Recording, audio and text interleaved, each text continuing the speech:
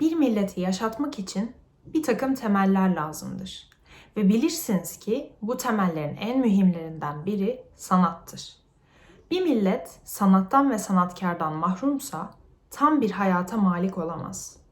Böyle bir millet bir ayağı topal, bir kolu çolak, sakat bir kimse gibidir. Hatta kastettiğim manayı bu sözle ifadeye kafi değildir. Sanatsız kalan bir milletin hayat damarlarından biri kopmuş olur. Hepinize merhaba, hoş geldiniz. Geçen haftalarda çekmiş olduğum bir videonun devamı niteliğinde olacak bir videoyla tekrar birlikteyiz aslında. En son biraz Osmanlı'da, daha doğrusu Osmanlı'nın son dönemlerinde kültürel ortamın nasıl olduğunu, sanatsal ortamın nasıl olduğunu, batılılaşmayla birlikte birçok sanat dalında nasıl yenilikler yapıldığını ve batılı sanatlarla nasıl tanışıldığı üzerine konuşmuştuk. Ve en son demiştik ki Osmanlı'da evet, Osmanlı'nın son dönemlerinde özellikle batılılaşma hareketiyle birlikte sanatın her konuda gelişmeler yaşanmış. Fakat maalesef birçoğu taklitten öteye geçememiş. Bir yandan da kendi sanat dallarımızla ilgili, yani kendi halkımızdan çıkan veya saray çevremizden çıkan sanat dallarıyla ilgili gelişmeler yaşanmamış. Onları kaderine terk etmişiz. Şimdi bu videoda Cumhuriyet döneminde, Cumhuriyet'in ilk yıllarında Atatürk'ün sanat politikasından biraz bahsedeceğiz. Sanatın her koluyla nasıl ilgilendiğini, bunun için ne kadar emek verdiğini, neler düşündüğünü konuşacağız. Hatta kendi ağzından bir takım alıntılar da yapacağım size. 2 tane kitaptan bahsedeceğiz bugün. İlkini zaten daha önce görmüştünüz. O ilk videoda da bundan bahsetmiştik. Bu kitabın 2. bölümünden devam ediyor olacağız. Aynı zamanda da şu kitabı göstermek istiyorum size. Kitabın tamamı aslında özellikle Cumhuriyet döneminde Türkiye'den ayrılmış, eğitimini almış ve geri dönmüş birçok sanatçı, bilim adamı, araştırmacı insanın isimlerini ve kısaca hayat hikayelerini içeriyor diyebilirim. Kitabın başında da çocukların eğitim için yurt dışına gönderilmesiyle ilgili çıkan yasa hakkında bir takım bilgiler var. O yüzden bugün bu kitaptan da yararlanacağız. Dilerseniz başlayalım. Cumhuriyet'in ilanı ile birlikte nasıl farklı adımlar atılmış ki günümüzde sanat konusunda, sanatın her alanında farklı bir noktadayız. Hem kendi sanatımıza daha sahip çıkabiliyoruz hem de Batı sanatlarında daha yetkin örnekler verebiliyoruz. Ülkemizde sanatın gelişimi Osmanlı döneminde bir önceki videoda bahsettiğim gibi padişahlar ve sultanların denetiminde gerçekleşiyor aslında. Halkın yaptığı sanattan da bir haberler. Fakat Cumhuriyet'in ilanı ile birlikte Atatürk'ün yaptığı çok önemli bir atılım oluyor. Kültür ve sanat alanında bir takım reformlar yapıyor ve bu etkileşimi aslında milletin eline geçirmiş oluyor. Hiç kimseyi birbirinden ayırmayacak şekilde her isteyen bireyin sanat yapabileceği noktaya taşıyor bizi. Hem de eğitimini alan veya ilgilenen birçok insanın da sanatla ilgili yorum yapabileceği, istediği zaman sanata rahatlıkla ulaşabileceği bir ortam hazırlıyor. Ve burada en önemli olan şeylerden biri, Cumhuriyet'in ilanından önce bu milletin hep birlikte verdiği bir kurtuluş mücadelesi var. Yani bizim elimizde daha sınırları belli olan bir vatan, toprak parçası net bir şekilde söz konusu değil o kurtuluş mücadelesinden önce. Bizim daha sınırlarımız belli değil. Ve bunun yanında birçok sorun var. Eğitim, askeriye, hukuksal sorunlar. Böyle bir ortamdan Cumhuriyet ilan edildikten hemen sonra sanatla ilgili bir şeyler konuşabilmeye başlıyoruz. Böyle bir ortam sürerken daha eğitimle ilgili bir şeyler konuşabilmeye başlıyoruz. Yani daha savaş söz konusuyken. Hiçbir biçimde savaş var, kurtuluş savaşı var, şimdi duruyoruz, hiçbir şey yapmıyoruz gibi bir hava da söz konusu değil. Aksine sanata burada o kadar fazla ihtiyaç olmuş ki toplumu bir arada tutabilmek için. Çünkü çok zor şartlarda, açlıkta, yorgunlukta, ne olacağını bilmediğiniz bir şey için mücadele veriyorsunuz. Yakınlarınızı, biricik canlarınızı kaybediyorsunuz. Kendi canınızı ortaya koyuyorsunuz. Yemiyorsunuz, içmiyorsunuz ve hiçbir şeyin garantisi yok. Böyle bir ortam içerisinde spor müsabakaları da devam ettiği gibi sanatla ilgili de her şey elinden geldiğince devam etmeye çalışıyor. Atatürk bunu da çok önemsemiş. Toplumun bu sanatı kullanarak bir takım ihtiyaçlarını karşılamış. Doyurulması gereken bazı hisler doyurulmuş bu şekilde. Savaş yılları ve sonrasında ciddi bir ekonomik sıkıntımız var. Şu çok önemli. Kısıtlı olanaklar var ama Atatürk şunun bilincinde, biz yeni bir şeyin temelini hazırlıyoruz. Yani yeni filizlenmekte olan bir şeyle karşı karşıyayız. Dolayısıyla o temeli sağlam hazırlamamız lazım. Ama kaynaklarımız yok. Yok denecek kadar az. Biz bu kadar az kaynakla nasıl çok sağlam bir temel atabiliriz? Çünkü şunu çok iyi biliyordu. Bir Kurtuluş Savaşı verildi. Evet, bir ülke geri kazanıldı. Bütün bir milletin mücadelesiyle, ama tüm bunların baki kalabilmesi için, uzun sürebilmesi için sadece sanat değil, özellikle sanat ve eğitim kollarında ciddi atılımlar yapılması gerekiyor. Ama kısıtlı kaynaklarla olduğunu düşündüğümüzde de burada bu sefer şu devreye giriyor. Savaşta nasıl herkes elinden geldiğince ne yapabiliyorsa mücadele içerisine girdiyse, savaş bittikten sonra da farklı bir mücadele içerisine giriliyor. İmkansız diyebileceğiniz şeyler var ve insanlar o imkansızlıklardan imkanlar çıkarmışlar. Kurtuluş Savaşı bitti, mücadele bitti anlamına gelmiyor. Farklı eğitimsel bir mücadele başlıyor bu sefer de. Yıllarca hakim olmuş bir Osmanlı İmparatorluğu var ve Osmanlı İmparatorluğu'nun belki de en büyük sorunlarından bir tanesi, sınırlarının çok büyük olmasına rağmen, yani çok büyük bir kitlenin aslında imparatorluğu olmuş olmasına rağmen, halk olarak söylüyorum, bütün halkın eğitimi, bütün halkın belirli bir noktaya yükselmesiyle ilgili bir adım atılmamış. Bir takım korkulardan kaynaklı. Batılılaşma olsa bile buna dair hiçbir şey yaşanmamış. Sanki Kurtuluş Savaşı oldu ve bir anda bütün halk çok eğitimli oldu gibi bakan bir tayfa var.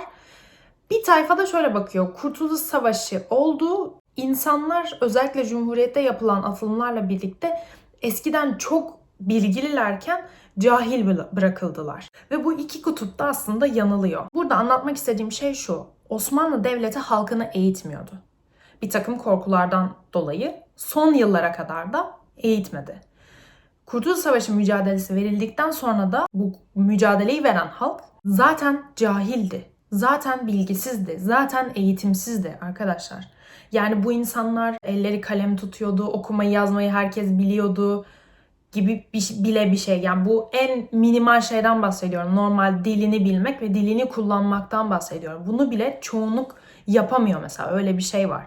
Yani diğer bilgileri bir kenara bırakıyorum. Onlar zaten yok. Dolayısıyla zaten çok büyük bir cahillik var ve imkanlar inanılmaz kısıtlı. Atatürk de sağlam bir temelin ne kadar önemli olduğunu biliyordu ve böyle bir ortamda mücadele verdiğini düşünün. Bütün halka eğitmekten bahsediyoruz. Çünkü çağdaşlaşmanın ancak akıl ve bilim rehberliğinde yapılabileceğine inanıyor. Toplumu, yani her birinin akıllı olduğuna, o akılları kendisinde bulması gerektiğini ve kullanması gerektiğine ikna ediyor. Ve bunu yaparken de bilimden ve aynı zamanda sanattan yararlanıyor. Yani herkesin içinde bir cevher olduğunu ve herkesin yeterince eğitim alırsa, eğitilirse çok farklı yerlerde olabileceğini onlara anlatıyor. İlk defa Osmanlı halkından bahsediyorum, böyle bir şeyle karşı karşıya geliyor. 10-15 yıl içerisinde nasıl yıllarca ötelenen, yıllarca ilgilenilmeyen bir takım kurumları, bir takım alanların nasıl ele alındığı ve bu kadar kısa sürede nasıl ülkenin kalkındığından bahsedeceğiz bugün yani. Uygarlık tarihine baktığımızda birçok lideri görebiliyoruz. Üstün yetenekli diyebileceğimiz, adını anabileceğimiz birçok lideri görebiliyoruz. Ama kültürel devrimler ve bunların başarılılık oranlarına baktığımız zaman Atatürk gibi çok az sayıda kişinin başarılı olduğunu görebiliyoruz. Şunu düşünmüyoruz. Osmanlı'nın son dönemlerinde kültürel devrim yok. Batılılaşmayla birlikte başka Batı ülkelerinden alınan ve taklit edilmeye çalışılan şeyler var. Kültürel devrim dediğiniz burada Türk kültürünün nasıl bir şey olduğunun farkına varılması, özünün bulunması, halkla birlikte bunun yapılması, dolayısıyla halkın sanatını, halkın kültürünü alınması, onun iyice işlenmesi, Batılıların da anlayabileceği şekilde bir veri oluşturularak dünyaya açılması bunun aslında. Yani ulusal ögelerin işlenerek evrensel boyutlara ulaşmasından bahsediyoruz kültürel devrim derken. Atatürk'ün tek amacı şu değildi. Türk halkı kendi kültürünü fark etsin ve onlar Batılıların sanatlarını artık taklit etmiyoruz, kendi sanatımızı yapacağız burada. Bir bakış açısından bahsetmiyorum. O sanatı da alıp onun da en iyisini öğreneceğiz ve en iyi uygulayıcılarından biri olacağız, ama aynı zamanda da kendi sanatımızı burada ortaya çıkaracağız. Onu da en iyi tanıtanlar biz olacağız ve dünya sahnelerinde söz konusu geçen bir şey olacak Türk sanatı, Türk kültürü. Cumhuriyetin temeli kültürdür. Kültür, okumak, anlamak, görebilmek, zekayı terbiye etmektir. Kültür, insan vasfı olarak insan yaratmak için bir esasi unsurdur. Kültür, tabiatın yüksek feyizleri ile mesut olmaktır. Çağdaş Türk kültürü, günümüzde bilim, sanat ve düşünce alanlarında geleceğe dönük yaratıcılığın toplamıdır. Türk ulusu, varlığını derin ve sağlam kültür sınırları ile çevreledikten sonradır ki, onun yüksek kapasitesini ve erdemini uluslar arasına tanıtır. Tarihi ve milli karakterimize uygun bir kültür kastediyorum. Ve Atatürk milli mücadeleyi başlatmak üzere Anadolu'ya geçip Ankara'da Büyük Millet Meclisi'ni açtığı günden itibaren kültür politikasını şu şekilde tanımlıyor. Tarihi ve milli karakterimize uygun bir kültür kastediyorum. Çünkü milli dehamızın, yaratıcılığımızın tam gelişmesi ancak böyle bir kültürle oluşabilir. Kültür milli zeminde mütenasiptir. O zemin milletin karakteridir. Ve tabii ki her şeyde olduğu gibi Türk insanının kültür seviyesini arttırabilmek için eğitime ihtiyaç olduğunun bilincindeydi. Yüksek ve inkılapçı bir kültür seviyesine varmak için önümüzdeki yıllarda daha çok emek vereceğiz. Müsbet bilimlerin temeline dayanan, güzel sanatları seven, fikir terbiyesinde olduğu kadar beden terbiyesinde de kabiliyeti artmış ve yükselmiş olan erdemli, kudretli bir nesil yetiştirmek anayasamızın açık dileğidir. Ne kadar güzel değil mi? Ya ben bunları okudukça o kadar mutlu oluyorum ki böyle içimde bir şeyler yaşarıyor sanki. Ya bir genç olarak diyorum ki ya Atatürk'ün ve Cumhuriyet'in gençlerden istediği şeyler bunlar. Ve bunların gerçekten uzun yıllar yapılabildiğini düşünsenize, her genç için mesela. Veya çoğu genç için yapılabildiğini düşünsenize. Ve burada gördüğünüz üzere kadın erkek, kız erkek ayrımı yok, öyle bir şey. Bütün gençler için, bütün çocuklar için bunu istiyor. İstediği şey ne? Çok açık ifade etmiş kendisi. Bilim temeline dayanacak. Yani bilimlerden anlayacak, aklını kullanacak, araştırmalarda bulunacak. Güzel sanatları sevecek. Güzel sanatları sevebilmek için güzel sanatları biliyor olması lazım. Yani güzel sanatların her bir dalı hakkında belirli bir bilgi düzeyine sahip olacak ve onlarla vakit geçirmekten hoşlanacak. Sanat yapmıyorsa bile güzel sanatlarla ilgilenecek. Fikir terbiyesinde olduğu kadar beden terbiyesinde de kabiliyet artmış. Yani fikirlerini geliştirebildiği kadar, aklını kullanmayı becerebildiği kadar bedenini de kaliteli şekilde kullanmayı becerebilmiş bir nesil yetiştirmekten bahsediyor. Anayasamızın açık dileğidir. Yani her çocuğun bu şekilde yetiştiğini düşünür müsünüz? Spor aktiviteleri, sanatsal faaliyetler, bilim. Geçmiş kaynaklar çok önemli bazı şeylere ulaşabilmek için. Çünkü çok az vaktimiz var. Dediğim gibi 10-15 sene içerisinde birçok devrim yapılacak. Ve Türk kültürüyle ilgili sağlam kaynaklara, geçmişteki verilere de ihtiyacımız var. Türklerin çok büyük bir tarihinin olduğu ve önemli bir tarihinin olduğu, kültürel anlamda da önemli bir tarihi olduğunu dünyaya da kanıtlayabilmek, aynı zamanda millete de kanıtlayabilmek ve onları destekleyebilmek için Türk tarihinin ilk dönemlerinin aydınlatılması gerektiğine inanıyor. Ve bu alanda çalışmalara öncelik veriyor. Çünkü neden? Halk o kadar cahil ki nasıl bir şeyin parçası olduğunu bilmiyor. Nasıl bir geçmişinin olduğunu, nereden geldiğini, nasıl bir kültürünün olduğunu, niye şu anda bu şartlarda yaşadığını falan hiçbir şeyle ilgili bir bilgisi yok. Kurtuluş Savaşı vermiş, evet ülkesini kazanmış ama ailesini yitirmiş, bütün hayatını yitirmiş, bütün mal varlığını yitirmiş, mesleğini yitirmiş, bedenen bir takım organlarını yitirmiş bir sürü insandan bahsediyoruz. Bu insanların hayata tutunabilmesi için bir takım motivasyonlara ihtiyaçları var ve bu motivasyonların da temelini sağlam olması lazım. Yani her hafta yeni bir motivasyondan bahsetmiyoruz. Bayağı ciddi anlamda toparlayacak ve motive sağlayabilecek bilgilerin araştırılması üzerine kurumlar kurulması da sağlanıyor. 1921'de Ankara'da düzenlenen eğitim kongresinden bir alıntı yapacağım. Bugüne dek izlenen eğitim ve öğretim yöntemlerinin ulusumuzun gerileme tarihinde en önemli etken olduğu inancındayım. Onun için ulusal eğitim programından söz ederken geçmişin boş inançlarından ve yaratılışımızın nitelikleriyle hiç de ilgisi olmayan yabancı düşüncelerden, doğudan ve batıdan gelen tüm etkilerden büsbütün uzak, ulusal yaratılış ve tarihimize uygun bir kültür düşünüyorum. Yani kendi kültürünün çizgilerini yitirmeden, taklitçilikten de kaçınarak, hem Doğu'nun hem Batı'nın taklitçiliğinden kaçınarak evrensel kültüre katılmasını sağlamak. Amacı her zaman bu. Bugüne kadar kültürel ve sosyal alanda başardığımız işler, Türkiye Cumhuriyeti'nin milli çehresini kesin çizgilerle ortaya çıkarmıştır.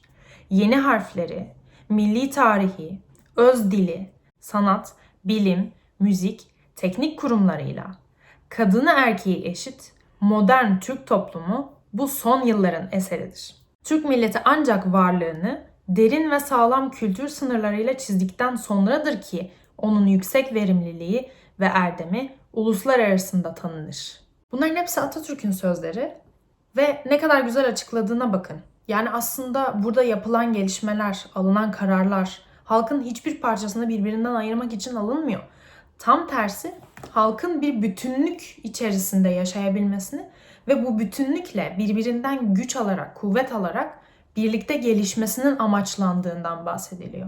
Kadını da erkeği de ayırmadan herkesin ortak bir şekilde bir eğitim alması ve ortak bir şekilde belirli bir kültür seviyesinin üstünde bir toplumun inşa edilmesinden bahsediyor. 1922 Büyük Millet Meclisi'nin açılış konuşmasından bir parça alırsak, yetişecek çocuklarımıza ve gençlerimize görecekleri tahsilin hududu ne olursa olsun, en evvel ve her şeyden evvel Türkiye'nin istiklaline, kendi benliğine, milli geleneklerine düşman olan bütün unsurlarla mücadele etmek lüzumu öğretilmelidir.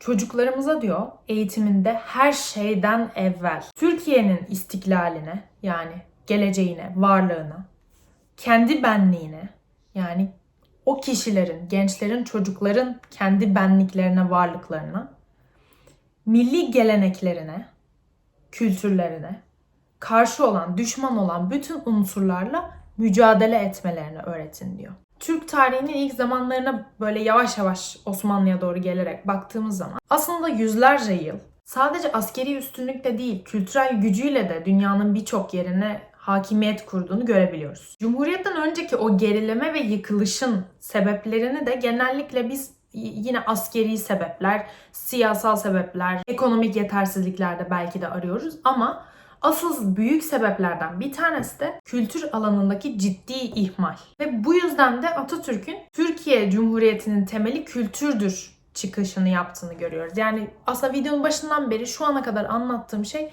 Atatürk'ün kültür ve eğitime ne kadar önem verdiği. Ve bunun sebebini de bu tarihi bakarak, bu tarihi inceleyerek görmüş olması. Atatürk'ün sanatsal kişiliğinin sanatın gelişimindeki rolünü biraz anlatmak istiyorum ama sadece sanatsal kişiliği değil, büyük bir lider olmasını sağlayan kişilik özelliklerinin birçoğundan şöyle bir bahsedelim. Atatürk normal biyolojik olarak, kimyasal olarak bizden farklı değildi. Normal bir insandı arkadaşlar. Yani şeye çok öfkeleniyorum mesela. Bazı insanları seviyoruz, onları yüceltiyoruz. Bunu bestecilere de yapıyoruz, bazen siyasi figürlere yapıyoruz, bazen hocalara yapıyoruz. Keşiflerde bulunan insanlara karşı yapıyoruz bunu. Bilim adamlarına karşı. Onları seviyoruz, onlara hayranlık duyuyoruz, onları yüceltmek istiyoruz ve bunu yaparken yöntemlerimiz çok yanlış. Çok zekiymiş, inanılmazmış, büyülüymüş. Herkes onu görünce inanılmaz şaşırırmış. Gözlerine bakamazlarmış. Allah tarafından, Tanrı tarafından görevlendirilmiş. Tanrı'nın eli koluymuş. Dehası oradan geliyormuş. İlham perisi varmış falan. Böyle saymakla bitmeyeceğim bir sürü şey söylüyoruz. O insanları normal insanlıklarından uzaklaştırıyoruz. Oysa ki o insanlar normal insanlar, yani kimyasal veya biyolojik olarak bizden farklı çok da değiller. Ufak tefek şeyler. Ama işin sonunda şu var. Çok ciddi bir emek var. Yani belki de bizim vermediğimiz ciddi bir emekten bahsediyorum. Kimse de çıkıp o noktalara çok yetenekli olduğu için, çok zeki olduğu için, ilahi bir güç ona dokunduğu için sadece bunlardan dolayı gelmiyor. İnsanların hayatlarına bakıyorum ben. Sadece bestecilerin hayatlarına bakmıyorum. Aslında merak ettiğim birçok önemli insanın, hayranlık duyduğum insanın hayatına baktığımda şunu görüyorum. Saatlerce çalışılmış. Ömürler yollarda geçirilmiş daha fazla bilgi alınabilmek için, ilim öğrenebilmek için, işte sanat öğrenebilmek için. Bütün hayat buna adanmış. Bu sebepten dolayı aile hayatı kurulamamış. Çoluk çocuğa karışılamamış mesela. Bir tercih olmuş bu. Sadece bilimle uğraşmak istemiş mesela. Ve ona adamış kendini. Koca bir hayat adamış. Yani belki siz yapabilir misiniz bunu mesela düşündüğünüz zaman? Ben hayatımı tamamen bir konuya adıyorum. Ve bunun için çalışacağım. Bütün enerjimi, emeğimi, her şeyimi, bütün kaynağımı bunun için harcayacağım. Demek böyle bir tercih yapmak kolay bir şey değil. Bu insanlar işte çok ciddi çalışma saatleri, çok ciddi emekler veriyorlar bu işler için. Dolayısıyla Atatürk'ü de öyle çok büyülüymüş, işte ilahi bir güç bilmem ne. Sonuçta Atatürk de bir insandı ve onun bu kadar ileri görüşlü olmasını sağlayan şey bir takım kişisel özellikleri ve ciddi emekleri, çabaları edindiği bilgilerden kaynaklanıyor. Sözel, matematiksel, sanatsal zekası olduğu söyleniyor mesela. Her birini anlardı, her birinde iyiydi filan. Böyle sürekli sanki insanüstü güçleri varmış gibi. Ya Atatürk'ün kendisi söylüyor arkadaşlar, az önce okudum. Türk milleti, Türk genci hem sanattan anlayan, hem bilimden anlayan, hem de bedenini kullanmayı bilen, aklını kullanmayı bilen biri olarak yetişmeli. Adam kendisinden biliyor. Kendi kendine yetiştirmiş birinden bahsediyoruz. Hayatı boyunca okumuş, araştırmış ve sürekli daha iyi nasıl olabilir üzerine çalışmış bir insandan bahsediyoruz. Yani kendi potansiyelini, zekasını ve yeteneklerini okuyarak, görerek, deneyimleyerek, iyi bir eğitim alarak, araştırarak, düşünerek geliştirmiş. 600 yıllık bir imparatorluktan yeni ulusal bir devlet, bir cumhuriyet kuran birinden bahsediyoruz. Ve kurduğu devletin temeli, yani gücü aslında sadece askeri güce ve siyasete dayalı değil. Çünkü şunu görüyor, eğer öyle olursa kısa olur. Az önce bahsettiğim gibi kültürel devrimleri sağlam olmalı ki onlar ayakta tutacak uzun vadede bir devleti ve bir sistemi aslında. Böyle bu kadar büyük bir şey üzerine kafa yorarken, çünkü yeni baştan bir devlet kuruyorsunuz ve bir sistem kuruyorsunuz. Eğitim sistemi geliyor, bütün halkı eğitmeye dayalı, yepyeni, daha önce hiç görmedikleri Osmanlı'da bir sistem söz konusu oluyor. Bununla birlikte birçok kurumda yenilikler söz konusu ve bunların yani çok büyük bir kısmıyla zaten Atatürk birebir ilgilenmeye uğraşıyor. Bu süreçte vakit buldukça hala ciddi okumalar yapan biri. Okumalarının dışında da vakit buldukça, daha doğrusu buna ayrıca vakit ayırıp sergi gezen, konser dinleyen, bu alanlarda bulunmayı seven bir insan kendisi. Bu yoğun devlet işleri arasında kültürel ve sanatsal faaliyetleri hiçbir zaman aksatmamış. Hiçbir zaman karşı olmuyor sanatsal aktivitelere. Aksine eğer faydası dokunacaksa kendisi de bir takım sanatsal faaliyetlerin ya da işte bir sanat eserinin parçası olmayı kabul etmiş zaman zaman. Yunus Emre'nin şiirleri, Mimar Sinan'ın yapıtları gibi önemli isimlerin yapıtları, eserlerinin bu milletin uygarlığa, yani tüm insanın aslında çok büyük katkısı olduğunu farkında ve bunların da yaşatılmasını istiyor. Yani geçmişte var olmuş, yapılmış yapıtların da kültürel olarak korunması ve yaşatılmasını istiyor ve bunun bütün insanlık için özel bir yerinin olduğunu farkında. Çeşit çeşit sanatlarla birebir uğraştığını biliyoruz. Mesela İstanbul Harbiye Piyade sınıfına giderken hobi olarak ders aralarında küçük resimler çizdiğini, buna dair bir bilgimiz var. Orada mesela şey diye karşılanıyormuş tabii. Bunlar geçici hevesler. Sen asker olacaksın. Uğraşma bunlarla, bu safsatalarla gibi karşılanıyor olsa da kendisi tabii onu o kadar da ciddiye almıyor. Hayatı boyunca o resme olan tutkusu devam ediyor. Bir yandan edebiyata dair de çok büyük bir tutkusu var ve çok fazla kitap okuduğunu zaten biliyoruz. Yakın zamanda okuduğu bazı kitapların yanına aldığı notlarla birlikte yayınlandı. Muhakkak duymuşsunuzdur ama duymayanlarınız varsa buna internetten ulaşabiliyorsunuz artık. Kendisi zaten çok okuyan biriymiş. Şiire karşı da ayrı bir ilgisi varmış diyeyim. Şiire olan ilgisinin nasıl başladığını da şöyle ifade etmiş. O zamana kadar edebiyatla pek temasım yoktu. Merhum Ömer Naci Bursa İdadisi'nden kovulmuş bizim sınıfa gelmişti. Daha o zaman şairdi. Benden okunacak kitap isterdi. Bütün kitaplarımı gösterdim, hiçbirini beğenmedi. Şiir ve edebiyat diye bir şey olduğunu o zaman anladım. Üzerinde çalışmaya başladım. Şiir bana cazip göründü. Fakat hitabet hocam beni şiire iştigalden men etti. Bu tarzı işgal sizi askerlikten uzaklaştırabilir dedi. Ama güzel yazma hevesi bende baki kaldı. Yani yine aynı şeyi yaşamış aslında okulda. Yine sen bunlarla ilgilenme, kafanı yorma bunlara çocuğum denmiş.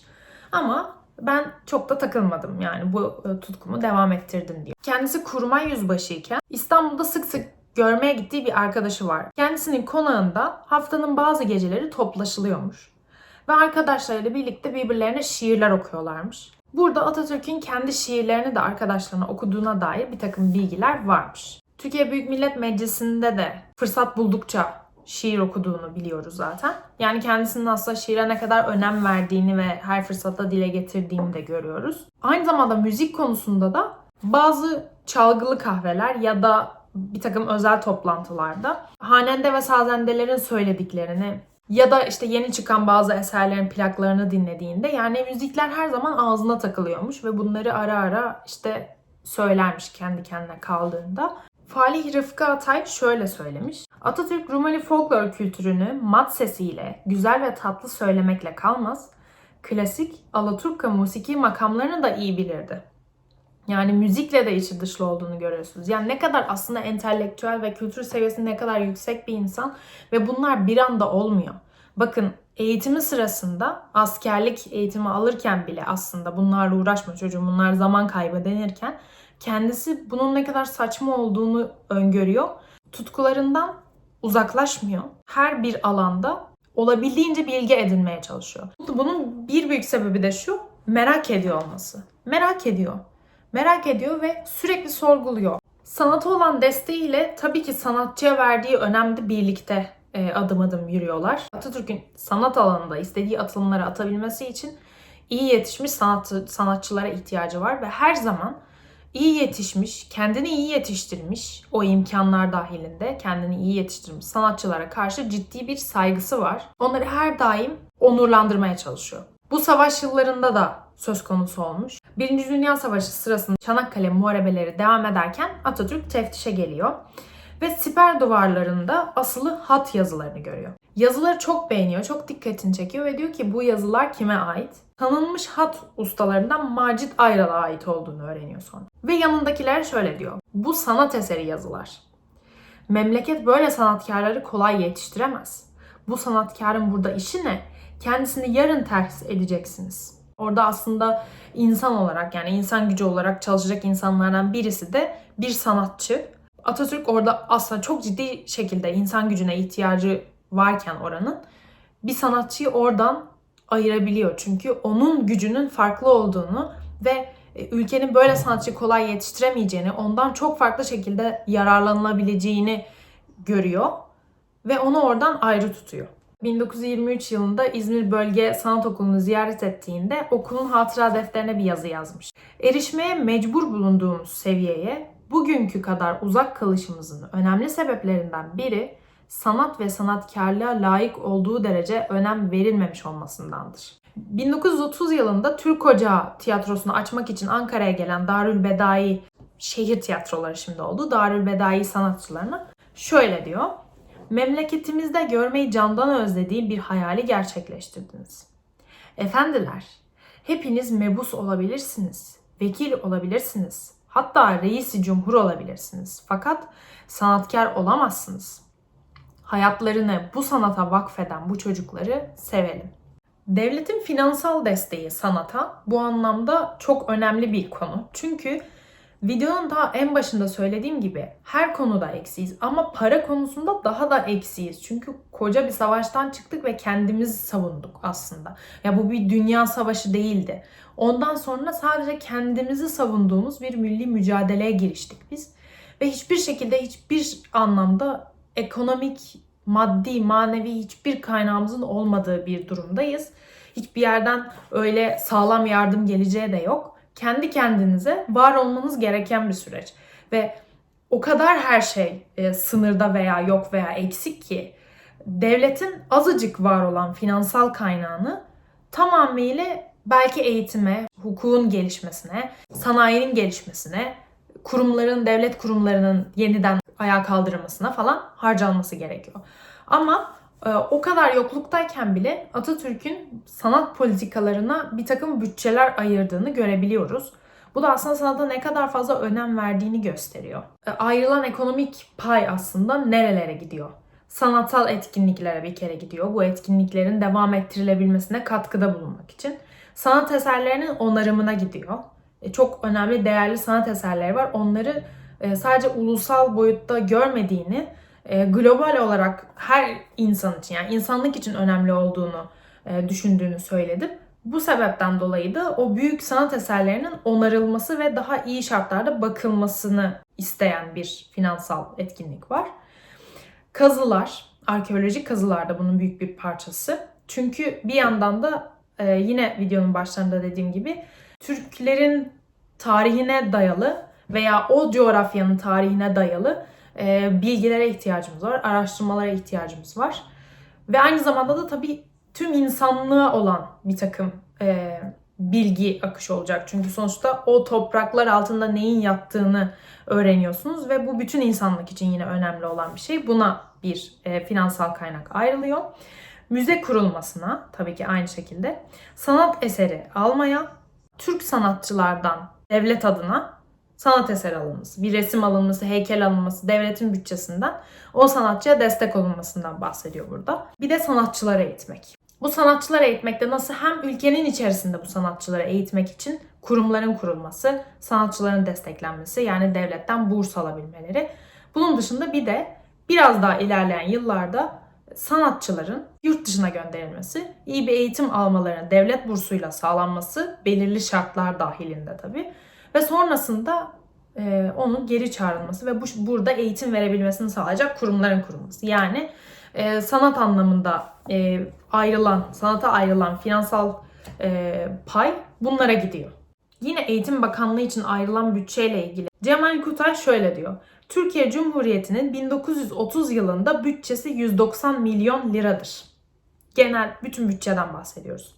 1934 yılında ise devlet bütçesini 216 milyon liraya çıkarabilmişler. Her bakanlık kendi bütçesinden sanat yardımı olarak 10 bin, 15 bin, 20 bin lirayı Marif Vekaleti yani Milli Eğitim Bakanlığı'nın ödeneği için ayırmıştır. Her bakanlık kendine ayrılan bütçeden bir kısmını Eğitim Bakanlığı için ayırıyor. Düşünün. Okuma yazma bilenlerin oranının %10 olduğu dönem. Bakın daha Cumhuriyet'in ilk yıllarından bahsediyoruz. Okuma yazma bilenlerin oranı %10. 1937 yılında sanatçılara bağlanacak bir aylık meselesi konuşulmaya başlanıyor. Bununla ilgili bir dergide bir yazı var. Kültür Bakanlığı seçilecek 25-30 ressama 3 sene süresince her 3 ayda bir ödenecek 180 lira çalışma ücretinden vazgeçiyor. Yani o yıla kadar böyle bir çalışma söz konusuymuş, yürürlükteymiş. Bu çalışma yürürlükten kaldırılacak.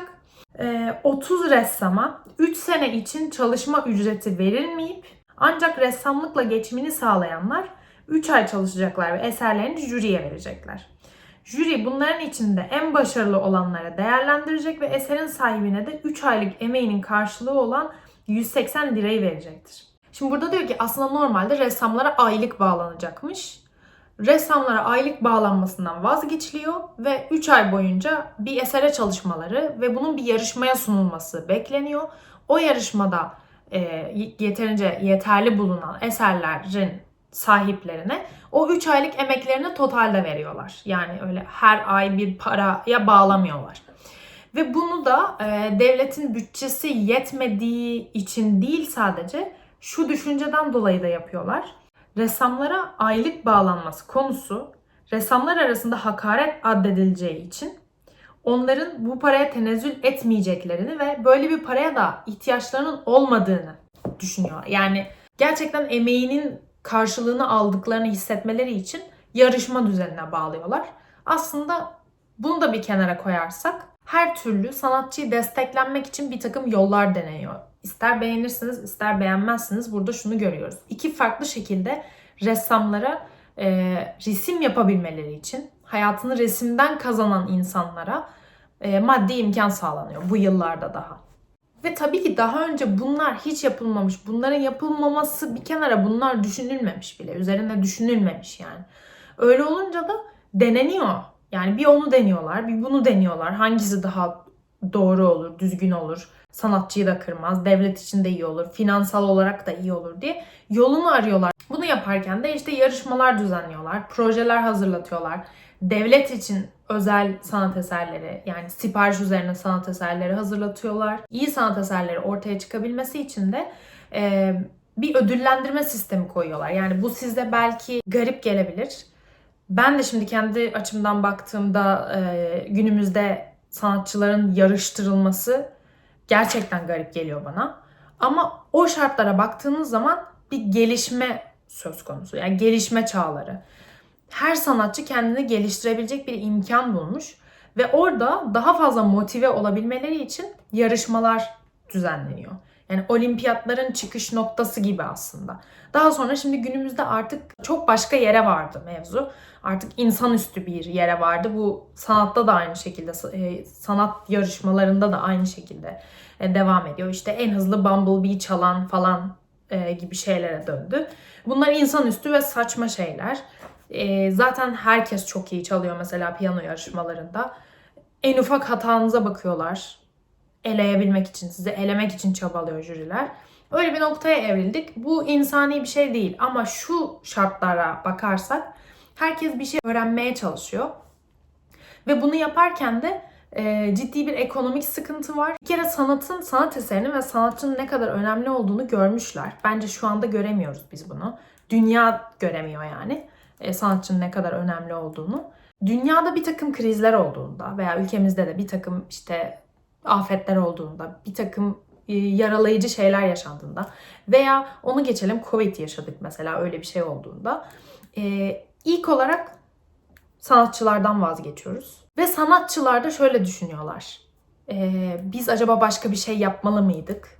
Biz topluma faydalı olamıyoruz, işe yaramıyoruz, faydamız dokunmuyor gibi hisler geliyor sanatçılara. Oysa ki bu çok yanlış. Oysa aslında asıl o zamanlar devreye girmesi gereken insanlar sanatçılar. Ve burada onun ne kadar farkında olunduğunu görüyoruz. Yani sanatçılara kendilerini gereksizmiş gibi, işlevsizmiş gibi hissettirmemeye çalışıyorlar. Onları önemsediklerini gösteriyorlar. Onlar için özel yarışmalar hazırlatıyorlar. Ve jüriler tarafından değerlendirilerek ödüller hazırlıyorlar, siparişler veriyorlar. Yani hala onların çalışmaları için, emek vermeleri için onları motive etmeye çalışıyorlar. Çünkü sanat da, sanat eseri de bir tarih kaydı aslında. Kültürel bir kayıt, tarihsel bir kayıt. Siz ne derseniz deyin ama sonuçta elle tutulur bir kayıttan bahsediyoruz. Ve birçok şey içinde barındıran, insanın duygu dünyasının kaydı aslında. O yüzden çok değerli ve bunun da farkına varılmış o dönemde ve bunun için de bir şeyler yapılmaya çalışılmış. Bazı sanat eserleri hakkında biraz arka planda bilgimiz olsun istiyorum. Mesela Taksim'e gittiğiniz zaman gördüğünüz o anıt, hepimiz o anıtı biliyoruz. Taksim Cumhuriyet Anıtı 1925 yılında hem bir İtalyan heykeltıraştan hem de Türk heykeltıraş Sabiha Hanım'la Hadi Bara'ya sipariş ediliyor devlet tarafından ve 1928 yılında tamamlanıyor, yerine konuyor. Zafer anıtları için Atatürk İstanbul, Ankara, İzmir'de yarışmalar düzenletmiş.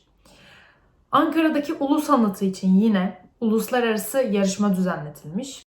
Ve bu uluslararası yarışmaya Ankara Belediyesi de finansal destek vermiş o dönemde. Birinciliği de Viyanalı bir heykeltıraş kazanıyor. Uluslararası bir yarışma dediğim gibi.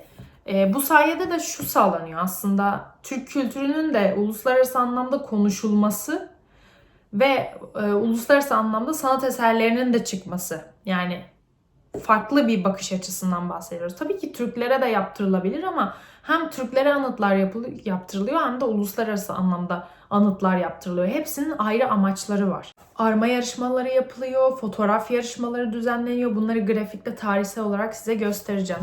Yine 1928'de mesela Ankara'nın imar planı için yarışma düzenleniyor. Bayağı imar planı yani mimarlar arasında bir yarışma düzenleniyor. 1937 yılında yabancı sanatçıların da katıldığı bir Erzurum Anıtı yarışması oluyor. Bu yarışmada Ali Hadi Bara birincilik, Zühtü Müridoğlu ikincilik kazanıyor. Ve uluslararası bazda yani yabancı heykeltıraşlarının katıldığı yarışmada ilk defa birinci Türk, ikinci de Türk oluyor. Yine 37 tarihinde yeni meclis binası için proje yarışması düzenleniyor. Yani sanatın her alanında yarışmalar düzenleniyor ve yerli yabancı sanatçılara eserler yaptırılarak sanatın filizlenmesine, oluşmasına katkı bulunuyor devlet. Ve bu sadece Atatürk'ün hayatta olduğu dönem değil, Atatürk'ün vefatından sonra da bu destek, bu etkinlikler sürdürülebiliyor. Az önce dediğim gibi evet sergiler oluyor. işte ödüller veriliyor, yarışmalar oluyor ama bir yandan da eser satın alımları da oluyor. Yani o ortaya çıkardığınız ve sergilerde sergilediğiniz eserinizin devlet tarafından satın alındığı zamanlar da söz konusu. Bunlara biraz örnek verelim. Mesela Atatürk 1923 yılında Galatasaray sergilerinde Hamdullah Supi Tanrıöver'i temsilci olarak gönderiyor bu sergiye ve Mehmet Ruhi Arel, Sami Yetik, Feyhaman Duran'ın resimlerini satın aldırarak güzel sanatlara karşı her zaman beslediği ilgiyi hem ortaya koyuyor hem de bu sanatçılara ekonomik anlamda da bir destek sağlamış oluyor. 1927 yılında Sanayi Nefise Birliği Resim Bölümü tarafından sergi açılıyor ve 1500 kişinin biletle girdiği biliniyor. Burada da meclis adına 500 liralık, Marif Vekaleti adına da 2300 liralık tablo satın alınıyor. Aslında sponsor oluyorlar, yani destek oluyorlar bu sanatçılara ve sanatçı adaylarına. Aslında onlar şunu görüyorlar, yani gelecekte bir imkan var. Varılabilecek bir yer var. İşte bir ekonomik destek sağlanıyor devlet tarafından, bakanlıklar tarafından, meclis tarafından sahip çıkılıyor sanatçıya görerek o gençler de yetişiyorlar. Bir yandan da tabii bu sergilerin çevresinin genişletilmesi sağlanıyor. Sadece işte burjuvaların, sadece işte büyük şehirlerdeki insanların erişebileceği sergilerden çıkılıp Türkiye'nin çeşit çeşit bölgelerine o sergiler gönderiliyor. Bunun sebebi de halkın yine kendi kültürüyle ve kendi sanatıyla tanışmasını sağlamak. Yani sadece kitabi bir eğitimden bahsetmiyorlar. Aynı zamanda sanatı görerek, deneyimleyerek eğitilebileceğine inanıyorlar insanların. Dolayısıyla da Türk sanatçılarının eserlerini farklı şehirlerde sergilere açarak insanların görmelerini ve bilgi edinmelerini sağlamak istiyorlar.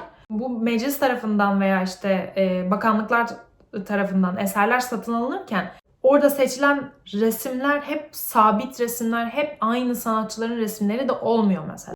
Hiçbir zaman tek noktaya odaklanılmıyor, tek akıma odaklanılmıyor.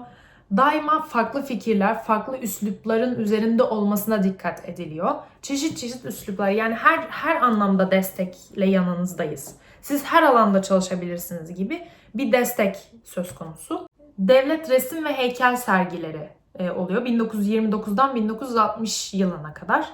Ve aynı zamanda şöyle bir şey de yapıyorlar. Bu sergilere katılan resimlerin de var olduğu dergi basılıyor yani kısaca. Ve dergide de böyle illa gidip görmek değil, ulaşamayan insanlar için o dergilerde de bu eserleri görmek mümkün oluyor bu sayede. Devletin Ankara ve İstanbul sergilerinden aldığı resimleri komisyonlar değerlendiriyor. Seçilen eserlerde bazı kamu binalarını süslemek için bile kullanılıyor zamanında. Peki finansal destekten de bahsettikten sonra devletin hukuksal desteği sanata nasıl oldu? Burada tabii bir sürü veri var, maddeler var. Bunları tek tek okumayacağım size. Merak ederseniz kitaba bakabilirsiniz. Ama basit, önemli bazı gelişmelerden bahsedeceğim. Ve bunlar sadece sanatla ilgili olmayacak, eğitimle de ilgili olacak. Mesela 1929 yılında millet mektepleri ile bildiğiniz gibi geniş bir okuma yazma, okuryazarlık kampanyası başlatılıyor. 1929'da yürürlüğe konan bir madde var. 1416 sayılı madde. Yurt dışında yetiştirilmek üzere gönderilecek gençlerle ilgili yeni bir hükmü kapsıyor. Yabancı ülkelere gönderilecek öğrenciler Marif Vekaleti tarafından müsabaka ile seçilir. Eğitim şartları ile ilgili tedris kurumlarına tebliğ eder ve gazetelerde yayınlarlar. Burada bir önemli gördüğüm şey de az önce dediğimiz gibi halk evlerinde çok fazla sanatsal aktivite oluyor. Halk evlerinin çalışma talimatnamesi belirleniyor. Şu şekilde belirleniyor çalışma sınırları. Halk evleri sahnelerinin amacı halk evlerinde bir hayat ve hareket uyandırmak, şehir ve kasabaların tiyatro ihtiyacını gidermeye yardım etmek, gençleri güzel ve serbest konuşturmaya alıştırmak, gençlerin fikir, sanat ve dil eğitimlerine yardım etmek, tiyatro sanatçısı olabilecek yeteneklere imkan vermek, iyi konuşmacı yetiştirmek, ülke ve toplum için faydalı telkinlerde bulunmaktır. İstanbul Üniversitesi ile ilgili bir veri var burada. 1933'te Darülfünun'un kapatılması üzerine konuşuluyor Türkiye Büyük Millet Meclisi'nde. 1933 tarihinde de tabii ki İstanbul'a yeni bir üniversite kurulması. Yani Darülfünun'u kapatırken İstanbul'a yeni bir üniversite kurulmasının gerektiği de biliniyor. Aynı yıl konuşuluyor zaten. Aslında Darülfünun İstanbul Üniversitesi'ne dönüşüyor diyebiliriz. Bir kurumu baştan sona kapatamıyorsunuz çünkü yıkamıyorsunuz. Ama bir takım sıkıntılardan dolayı oranın da evrilmesi gerekiyor bir şeye. Kapatıp yeni bir kurum olarak açmayı tercih ediyorlar ve her şeyini yeni baştan dizayn ediyorlar. 1934 tarihinde de yeni bir madde çıkarılıyor. Bu kanun Milli Musiki ve Temsil Akademisi Teşkilat Kanunu adıyla çıkıyor. Kanunun birinci maddesinde de kuruluş amaçları sıralanırken şunlardan bahsediyor. Milli musikiyi işlemek, yükseltmek ve yaymak, sahne temsilinin her şubesinde ehliyetli unsurlar geliştirmek, müzik öğretmeni yetiştirmek ve bunun gibi şeyler. Yani sırf aslında müzik üzerine, sahne sanatları üzerine bir kanun yürürlüğe giriyor 1934 yılında. Sanayi Nefise Encümeni'nin teşkilat ve vazifesi hakkında kararnameden biraz bahsetmemiz gerekiyor tiyatro söz konusu olduğunda. Sanayi Nefise Encümeni, sanayi nefise ile ilgili olan umumi mesai ile uğraşır. 2 bölümden oluşuyormuş. Birincisi resim, tezyini sanatlar, mimarlık, heykeltıraş ve kakmacılık bölümleriymiş. İkincisi ise musiki ve temaşa bölümlerinden oluşuyormuş. Görevleri de şu şekilde. Memlekette sanayi nefise müfredat iyileştirmesi ve geliştirmesine çalışmak, sanayi nefiseye araştırma vekaleti tarafından neşredilecek eserleri tetkik etmek, eser sahiplerine verilecek telif haklarını takdir etmek, sanatların usulleriyle ilgilenecek, yeni eserlerin oluşturulması, özellikle musiki üzerine yeni eserlerin oluşturulması, bunun denetlenmesi yani ve bunun teşvik edilmesi üzerine çalışıyor. Yani tamamen aslında sanatçıyı var etmek, sanatçıyı desteklemek üzerine bir kurum oluşturmuş oluyor. Birçok konuda aslında hukuksal anlamda kanunların, kuralların, maddelerin çıktığını gördük. 1929 yılında bir kanunla birlikte öğrencilerin, genç sanatçıların yurt dışına gidip eğitim görebilmeleriyle ilgili bir karar çıktığını gördük. Bu kitapta buna devletin uzmanlık desteği olarak yer verilmiş. Bu alan benim için çok önemli. Çünkü aslında bütün sanat dalları için ve bütün bilim alanları için çok önemli. Bu alanlarda çalışan insanlar muhtemelen kabul edecektir bunu. Ülkenin içerisinde yapılan çalışmalar olduğu gibi bu yurt dışında yapılan çalışmaların da olması çok önemli. Bayağı öğrencilerimiz yurt dışına gönderiliyor.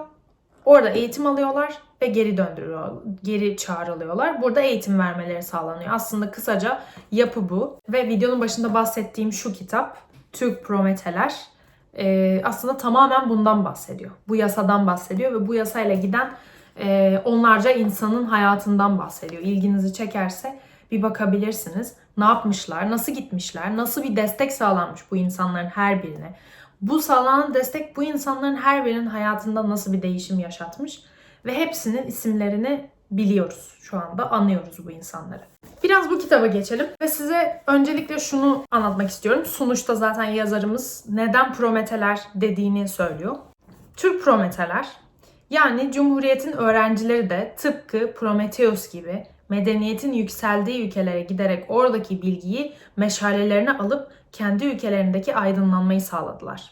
Ve diyor ki bu gelişim aslında Tanzimat'la birlikte başlıyor ve yani batılılaşma adı altında zaten özellikle askeriyeden insanlar gönderiyoruz. Ve oradaki bir takım şeyleri öğrenip gelmelerini bekliyoruz. Askeri anlamda ilk etapta bekliyoruz. Bunları ilk videoda konuşmuştuk zaten. Ama en önemli çıkışını Cumhuriyet'in ilk yıllarında yaşıyor. Bunu da belirtmiş. Üniversitelerin işte yenilenmesi, müfredatın yenilenmesi, kurumsal anlamda yeni olmaları, yenilikçi olmaları üzerine çalışmalar yapılıyor. Dünyadaki diğer örneklerine göre bizim ülkemizdeki üniversiteler o dönemde geri planda kalıyorlar biraz. Bilimsel çalışmalar oldukça yetersiz. Zaten Osmanlı'nın son dönemlerinden gelenlerden bahsediyoruz. Çünkü Kurtuluş Savaşı sırasında zaten bir bilimsel çalışma çok söz konusu değil uzun ama sanatsal çalışma da aynı şekilde. Öncesinde de öyle çok büyük bir yapı yok yani. Hani elle tutulur bir kere zaten şey yok. Arşiv sıkıntıları falan da var. Ve onları arşiv olsa bile onları işleyecek kişi sıkıntısı var eğitimden kaynaklı. Yenilenmesi gereken üniversitelerin hali hazırda yetiştirdiği gençlerde çağdaş bilimin ve tekniğin gerektirdiği düzeyden uzaklar. Cumhuriyet'in kuruluş döneminde de bunun farkına varılıyor ve bununla ilgili çok hızlı şekilde nasıl çözülebilir bir takım adımlar atılıyor. gençleri yurt dışına gönderme ve eğitme projesi de bu atılımlardan bir tanesi. 1929 yılında çıkan yasayı az önce okumuştum zaten. Üniversitelerimize yabancı bilim adamları çağrılıyor. Bu dönemde tabii ki Almanya'da da işlerin gerilmeye başladığı dönemler tarihsel olarak ve Almanya'da çalışmak istemeyen bir takım bilim adamları, eğitimciler, Nazi rejiminin baskısıyla sınır dışı edilen, işte çoğunluğu Musevi olan Alman profesörler de oluyor. Kendilerinin Türkiye'de çalışmaları sağlanıyor. Dünya çapında önemli olan insanları biz o süreçlerde, o tarihlerde Türkiye'ye getirebiliyoruz ve üniversitelerimizde yer edinebiliyor o insanlar. Bu bizim gençlerimiz için çok önemli bir şey. Ve tabii ki üniversite reformlarımızı da biz bu insanlarla birlikte yapıyoruz. Bu şu anda içinde bulunduğumuz videoları ben bir seri olarak tanımlıyorum. İlk videoda da söylemiştim. Osmanlı'nın son döneminde yapılan atılımlar, Cumhuriyet dönemindeki atılımlar, daha sonrasında biraz Ahmet Adnan Saygun'dan bahsedeceğiz. Sonrasında Bartok'tan bahsedeceğiz ve sonrasında Hindemith'ten bahsedeceğiz. Bu insanlar da aslında Türkiye'de klasik Batı müziği üzerine ya da etnomüzikoloji üzerine, işte türküler üzerine, Türk halk müziği üzerine çalışmalar yapmış insanlar ve yurt dışından gelerek yapmış insanlar ve dünyaca ünlü besteciler. O da kendi dönemlerinde de öyleler. Şu anda da isimlerini andığımız kişiler. Bu seride onlarla birlikte, onların hayatlarıyla birlikte devam edecek. Dolayısıyla bizim için de önemli olan o insanları yakalamış olmak. Batı'daki örneklerin düzeyinde bir üniversite kurulması için öğretim kadrosu yetiştirilmesi gerektiği de gündeme geliyor. Bütün kadroyu yabancı bilim adamlarından da kuramazsınız. Yani bunun bir devamlılığı olmaz. Kendiniz de akademisyen oluşturmanız gerekiyor ülke içerisinde. Ve diyorlar ki kadroyu biz 3 kaynaktan sağlayabiliriz. İlki Darülfünun kadrosu. Yani Darülfünun kadrosu derken Darülfünun'u kapatırken, eski İstanbul Üniversitesi'ni kapatırken dediğim gibi bir kurumu tamamen alıp çöpe atamazsınız. Bu doğru da değil zaten. Bizim amacımız eski olan her şeyi yıkmak değil. Eski olan ama verimli olan insanları çağdaş bir hale getirmek. Eski köhnemiş yapısından uzaklaştırmaya çalışmak. Amaç tamamen bu. Onları işsiz etmek veya işte kurumu kapatmak değil mesele. Dolayısıyla ilk aşama Darülfünun kadrosundan geliyor. İkinci kaynak işte bu Alman profesörlerden geliyor. Yurt dışından gelen bilim adamlarından geliyor.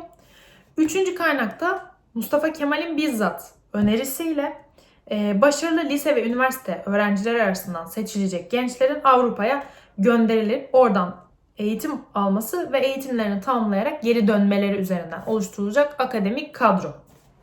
Ve bu eğitimi de devlet destekleyecek. O oluşması en zor kaynak bu. Çünkü Darülfünun'dan gelen kadro zaten hazır. Alman profesörler zaten hali hazırda kabul edilmekte ve canhıraç zaten çalışmak istiyorlar o insanlar.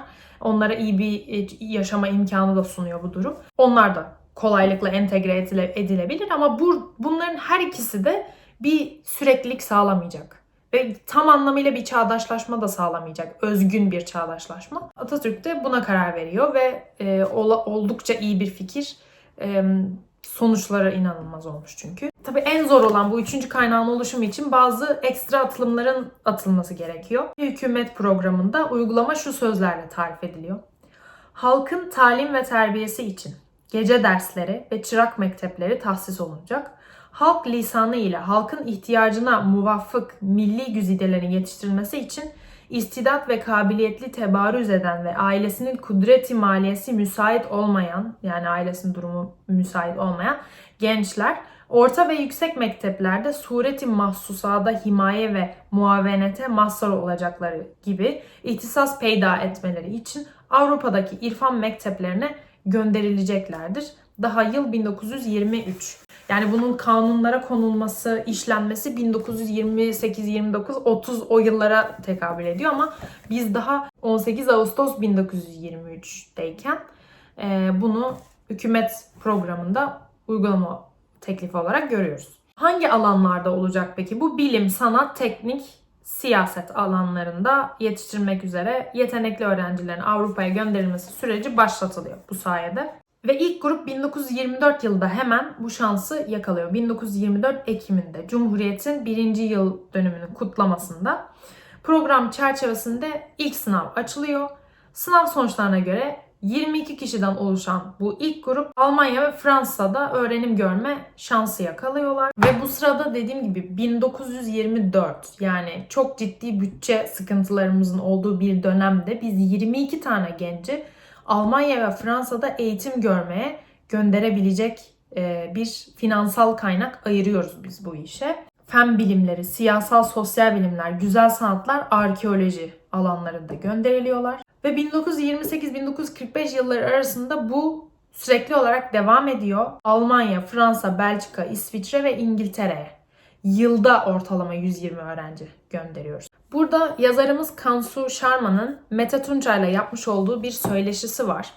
Ve bu söyleşiden de önemli bölümler var. Onları da dile getirmek istiyorum. Kendisi yine aslında bu Cumhuriyet'te alınan bu kararın, bu Avrupa'ya öğrenci gönderilmesi kararının Tanzimat'tan itibaren başlayan bir süreç olarak ele alınması gerektiğini belirtiyor. Bunu zaten ilk videoda özellikle anlattım. Ve bu eğitim yoluyla toplumu dönüştürme projesi evet maliyetliydi ama sonuca baktığımız zaman işlediğini görüyoruz diyor. Buradaki aslında kumar mı dersiniz bilmiyorum. En büyük, en sıkıntılı mesele şu. Avrupa'ya öğrenim alması için insanlar gönderiyorsunuz. Oradaki kişiler edindikleri bilgiyi veya işte yeniden yakınlık kurdukları o yeni kültürü Türkiye'ye ne kadar taşıyabildiler? Asıl önemli olan şey bu. Yani orada yitip gittiler mi? Oraya bir şekilde entegre oldular ve buradan uzaklaştılar mı? Uzaklaşabilirlerdi de çünkü. Asıl riskli olan şeylerden biri de belki buydu bu projeyle ilgili. Çünkü çok büyük bir maliyet buna ayrılıyor. Ama sonra işin sonucunda bakıyoruz ki bu öğrenciler hangi ülkeye gittilerse o kültürün etkisini ömürlerinin geri kalanında tamamen yaşıyorlar. Yani o kültürden ayrışamıyorlar. Belki 3 sene, belki 2 sene, belki 1 sene gitmiş olsalar bile o kültürün etkileri üzerlerinde kalıyor. Ve öğrendiklerini de, bildiklerini de aynı etki altında yansıtıyorlar. Bu da aslında bizim ülkemizde biraz ekol olarak geçiyor. Yani Fransız ekolü, Alman ekolü gibi müzikte de aynı şeyler var. Burada Fransa ve Almanya'nın ağırlığını görüyoruz. Burada tabii Fransa deyince şaşırmıyoruz. Çünkü Osmanlı'dan itibaren Fransız kültürüne bir yöneliş var Osmanlı son dönemlerinde. Ve bütün dünyada da böyle olan bir şey zaten. Özellikle sosyal alanlarda ve güzel sanatlarda Fransız kültürü epey öne çıktığı için bu alanlarda o ülkeye daha fazla öğrenci gönderiliyor. Ardından da Sultan Abdülhamit döneminden başlayan bir Almanya'ya açılış var. Dolayısıyla o yüzden de Almanya daha ağırlık kazanıyor. Kendisi şey demiş mesela bu Alman hocaların gelmesiyle ilgili. Bir kısmı buraya gelmiş, buradan sonra Amerika'ya göçmüş tekrar ama burada kalanlar da çok önemli kişiler ve hatta o zamanlar şöyle bir söz çıkmıştır diyor. İstanbul Üniversitesi Berlin'den sonra en büyük Alman üniversitesidir diye. Ve burada çok önemli bir şey söylüyor. Darülfünun niye kapatıldı? Bu önemli. Ya bu size içinizde sığdıramadığınız bir soru işareti olabilir.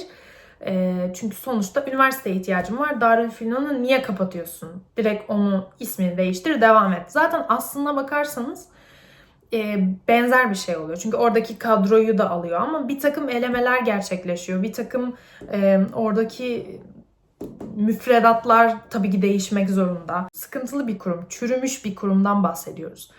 Çürümüş bir kurumu devam ettirmeye zorlamak ve bu enerjiyi ona vermektense, çünkü kısıtlı bir enerji ve maddi imkan var, yeni baştan onu var etmek daha kolay bir çağdaşlaşma yöntemi oluyor. Ve Mete Tunçay Hoca da şöyle diyor. Darülfünun'u çok yüceltmek için de fazla bir sebep yok. Gerçekten orijinal çalışmalar yapılmıyor o dönemde. Doğru dürüst bir kütüphanesi yok. Araştırma zayıf. Hocalar ezberciliğe dayanıyor. Bütün bunlar doğru ama Almanların gelişi ve yurt dışında eğitim gören öğrenciler durumu kurtarıyor. Yani baktığınız zaman Darülfünun'dan gelen o akademik kadro durumu kurtaran kadro değil. Sadece Alman profesörler de durumu kurtaranlar değil. Bizi asıl kurtaran ve bugünlere getirenler bu yasanın söz konusu olması. Tabii ki bir süre sonra yasa kaldırılıyor. Ama işin sonunda o dönemden bu döneme kadar hala bu sistemin sürüne bir şekilde gelmesini sağlayan şey bu atılımlar. Ve Darülfünun hakkında söylenen şeyleri okuduğumuz zaman da biraz düşünelim bunun üzerine.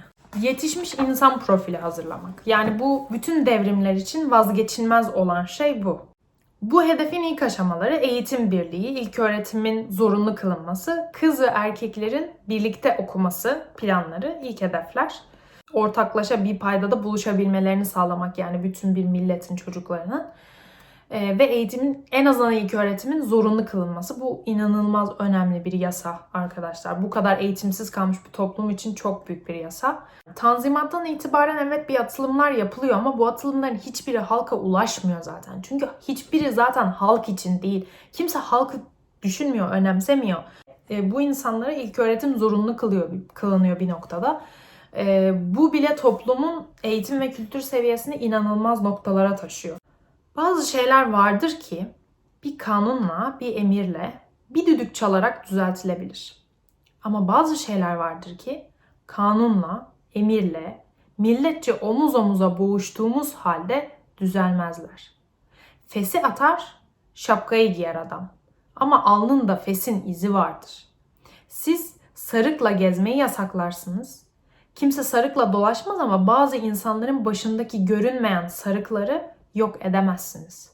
Çünkü onlar zihniyetin içindedir. Zihniyet binlerce yılın birikimidir. O birikimi bir anda yok edemezsiniz. Boğuşursunuz onunla sadece.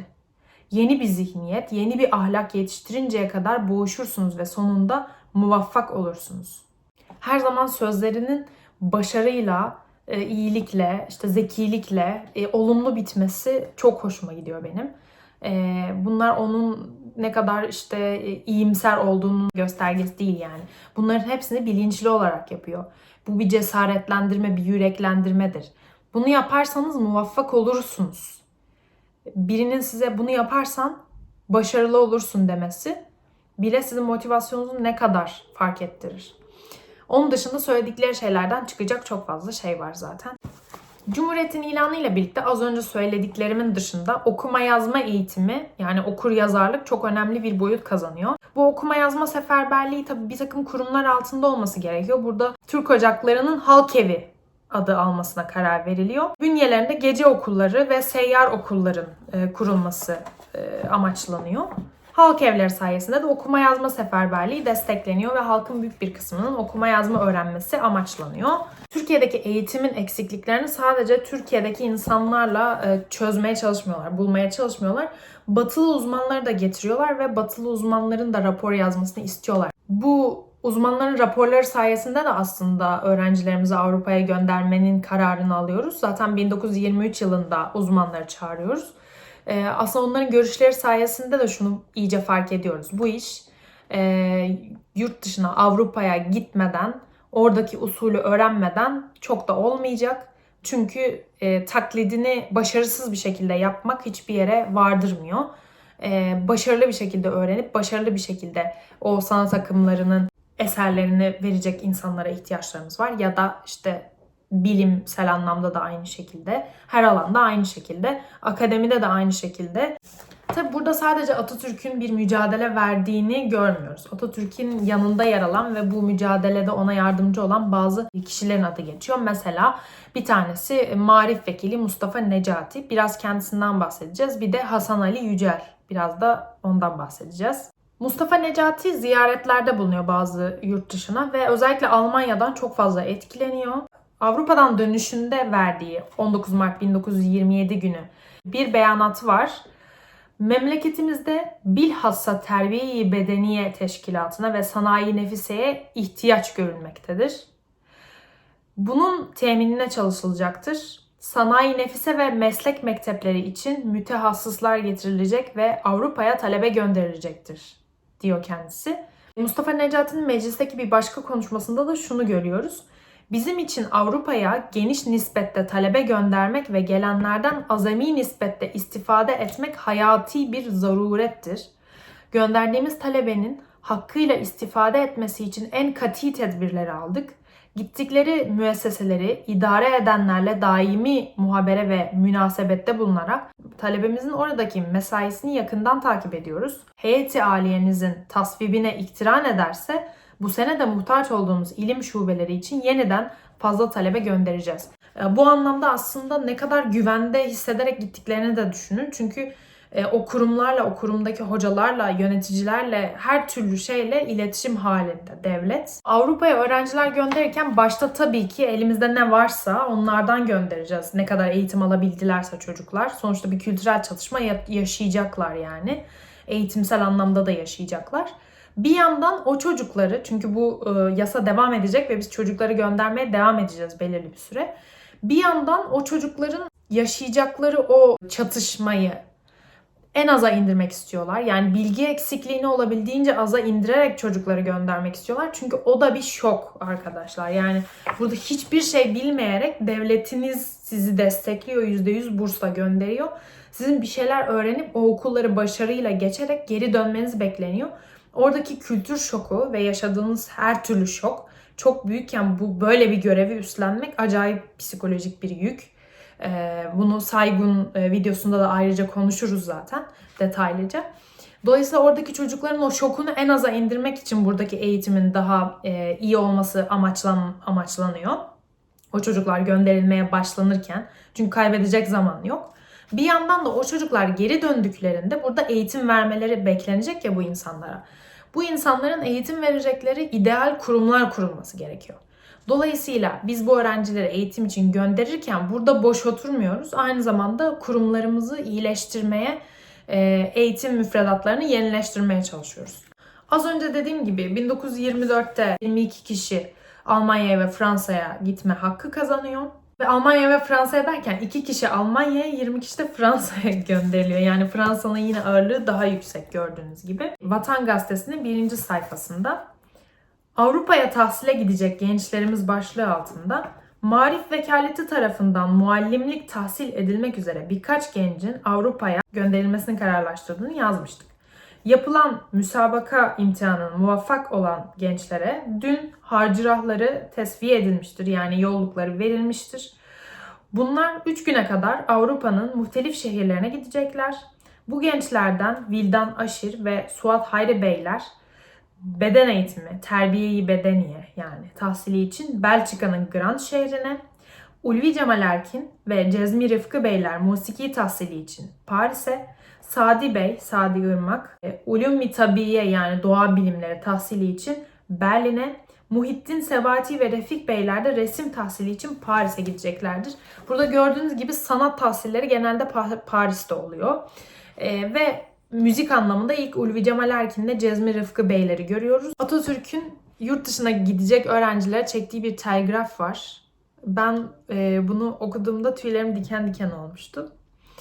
Sizleri birer kıvılcım olarak gönderiyorum. Volkan olup dönmelisiniz. Biraz bu sınavdan da bahsedilmiş bu kitapta. Nasıl gerçekleştiğine dair kurallarından mesela bahsedilmiş. Maarif Vekalet'in tayin ettiği bir komisyon varmış. Bu komisyon tarafından sınavlar hazırlanıyormuş. Sınav tarihleri de en az sınavdan 15 gün önce ilan ediliyormuş. Sınav sonuçları yine aynı komisyon tarafından değerlendiriliyor. Sınavlar ağırlıklı olarak İstanbul Üniversitesi, İstanbul Erkek Lisesi, Vefa Lisesi, İstanbul Teknik Üniversitesi ve Ankara'da Dil Tarih Coğrafya Fakültesi'nde düzenleniyormuş. Kazanan öğrenciler gönderilmeleri kararlaştırıldıktan sonra 1416 sayılı kanun gereğince dönüşlerinde yapacak zorunlu hizmetle ilgili Maarif Vekaleti tarafından bir taahhütname alıyorlar. Siz beni gönderiyorsunuz ve bursla eğitimimi karşılıyorsunuz. Bunun karşılığında da ben geri dönmeye söz veriyorum. Böyle bir belge imzalanıyor. Avrupa'ya gönderilen öğrenciler hastalık veya herhangi bir olağanüstü hal olmadığı takdirde öğrenim planında gösterilen sürede eğitimini bitirmemesi halinde geri çağrılıyorlar. Maarif Vekaleti yurt dışında eğitimini sürdüren öğrencileri düzenli şekilde bu alanlarda denetliyor.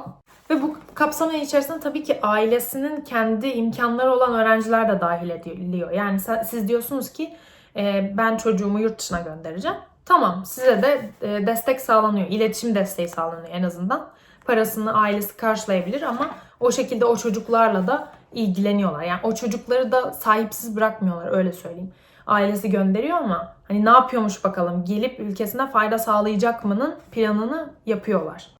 Az önce yaşadıkları kültür şokundan bahsetmiştim biraz. Burada mesela yazarımız diyor ki bu giden öğrencilerin bir kısmı gitmeden önce İstanbul'u bile görmemiş. Yani daha büyük şehir, Türkiye'deki büyük şehir nasıl olur onu bile görmemiş öğrencilerimizi biz Avrupa'ya gönderiyoruz.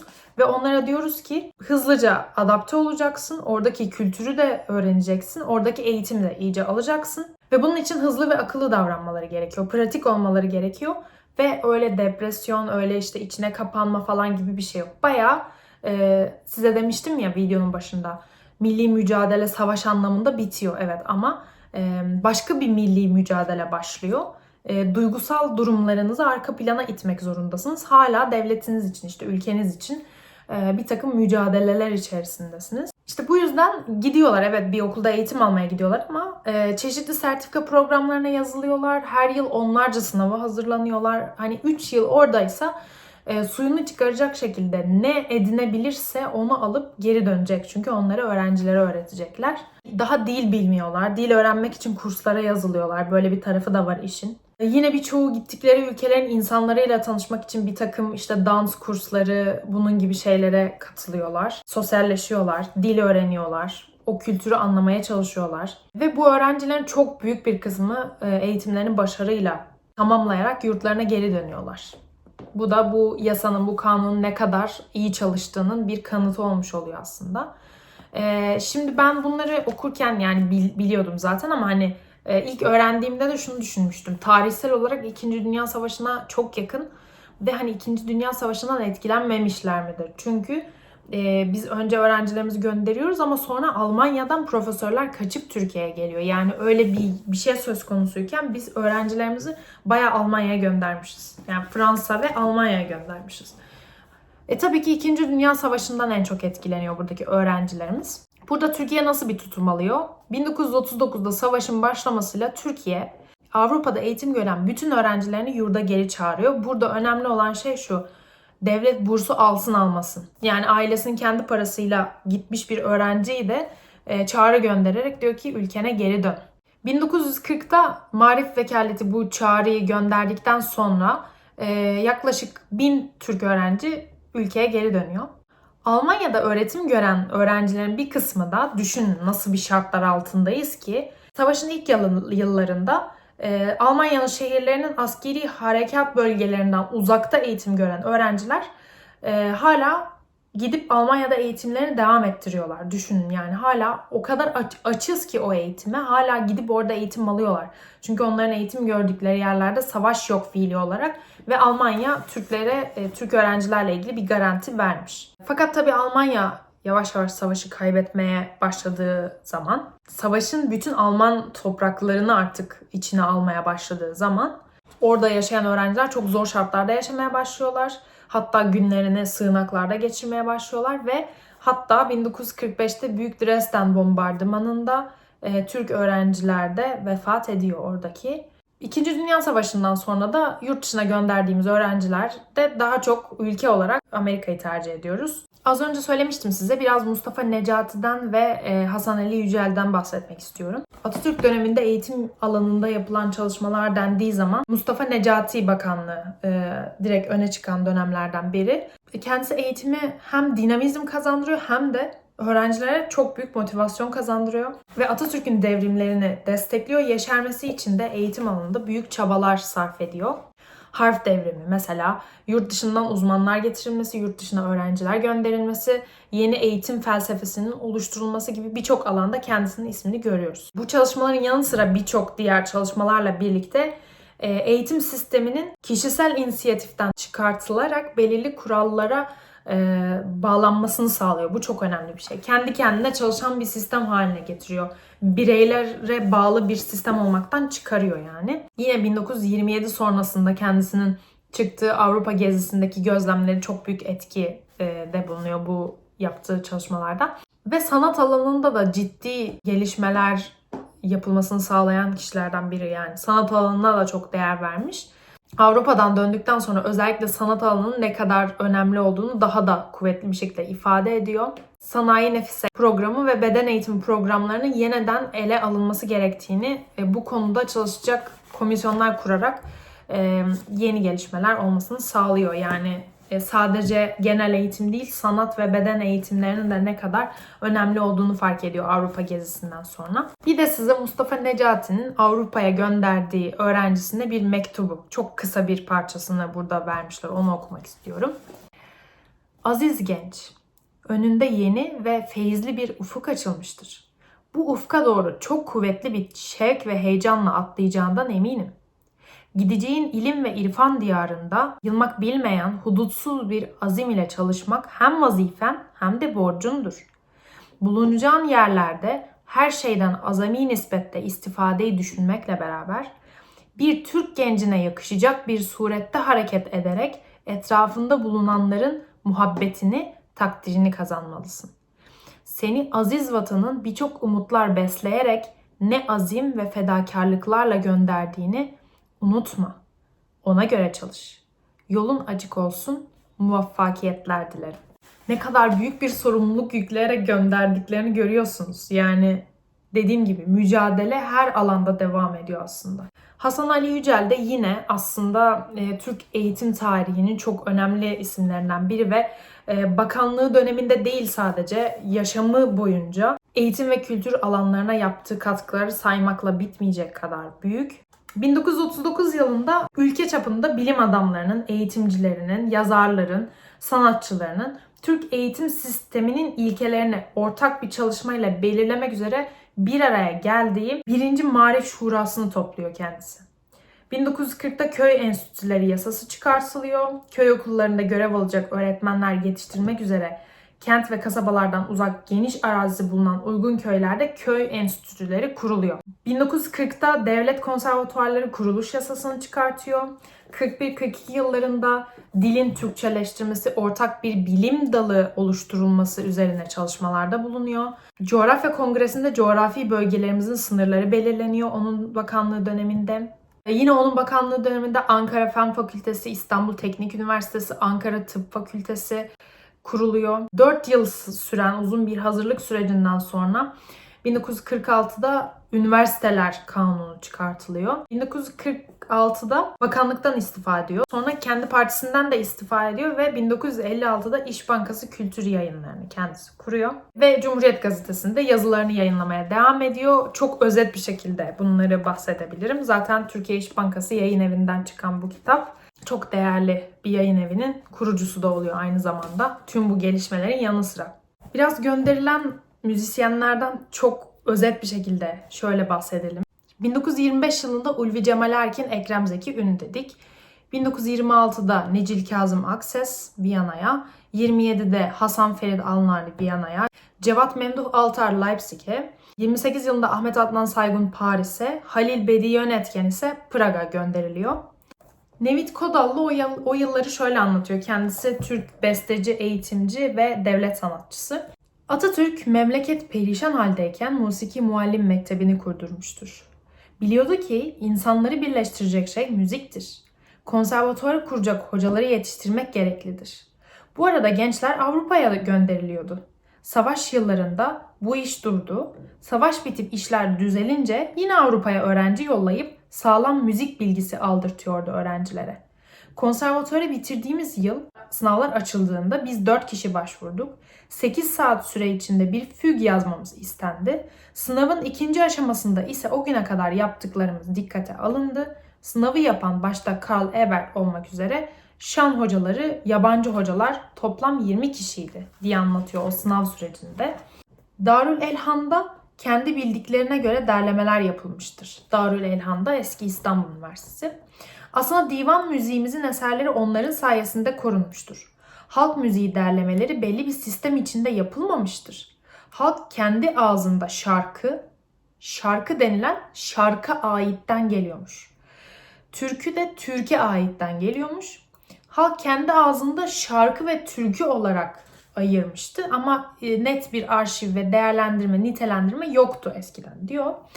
Atatürk emir vermiş, halk müziğimizi saptayın ve araştırın denmiştir.